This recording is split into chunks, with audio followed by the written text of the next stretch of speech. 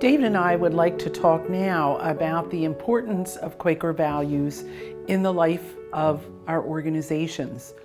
What does it mean to me as an employee, as a resident, as a service recipient, or someone who serves in a volunteer capacity on the board, on a committee, that this is an organization rooted in Quaker values?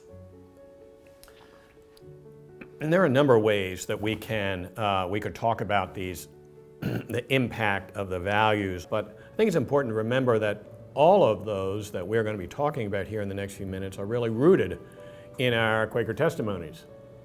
Testimonies of community, integrity, and stewardship that we've talked about previously. But I think that if we hearken back to those testimonies, those values from which they come from, we'll get a sense of the framing and the nature of these particular opportunities for how values impact residents, but also others as well. So maybe we'd start with just the overall idea of creating an atmosphere of openness, transparency, and mutual concern.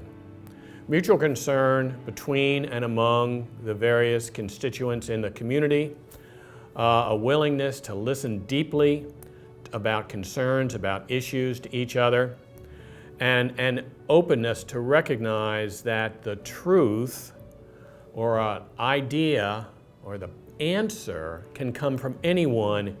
Another one might be just an openness to hearing different ideas, challenging each other, being open to conflict, recognizing that people come from different perspectives, different backgrounds, have different insights. How are we being open to them to craft or shape the answer or the issues or the insight to a particular, in a particular item? Certainly that we would also have an expectation based primarily on our concern for stewardship and the impact of stewardship, that our fiscal concerns and programmatic issues are handled with excellence.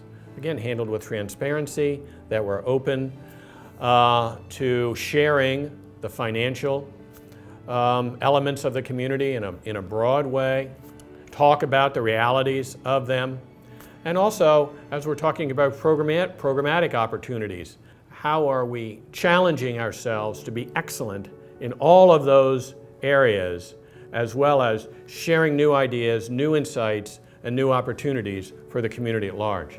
There's an expectation that each person is going to live up to their capabilities. They're going to live into excellence and what is expected of them in their role if they're an employee. If they're a resident or service recipient, the philosophy that we focus on what they are able to do, not what they're not able to do. And involving people in decisions about their own care and their own life. Quaker organizations typically do a lot of work to make sure that people are in the right seats in the organization. The concept of an organization as a community, whether it's campus-based or not, and that we want to have people in the right place to contribute their gifts and help to the community to live to its best. And so we do a lot of work in terms of that. We expect excellence, we expect people to bring their best, but we also recognize that each person's an individual and has different things to give, and hopefully we can find the right spot. Right. I think that one of the characteristics that I've learned about early on in my career was that the residents are really responsible for the social and cultural life of the community.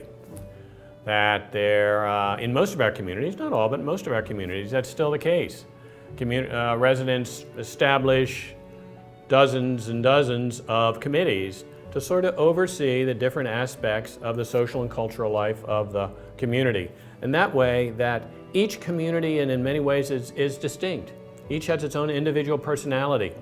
And that's another sort of characteristic, interesting characteristic of our Quaker communities is the resident impact and the resident opportunity and influence on the day-to-day life in the communities? I think another way is that often when issues in an organization are being discussed, we will look for input from all the different groups that are involved. Doesn't necessarily mean they will be involved in the decision making, but we will seek input because as a community we know that there are different perspectives, different groups that will be impacted. I think the other thing that's worth mentioning here, it's certainly a Quaker influence, is the way we make decisions. And we're going to spend some time in subsequent videos talking in a lot of detail about how that is done.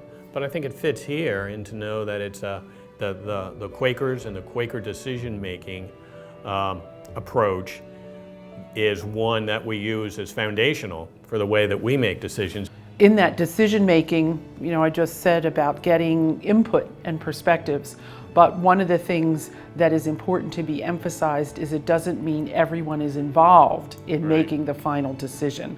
And it's important that there's clarity around that.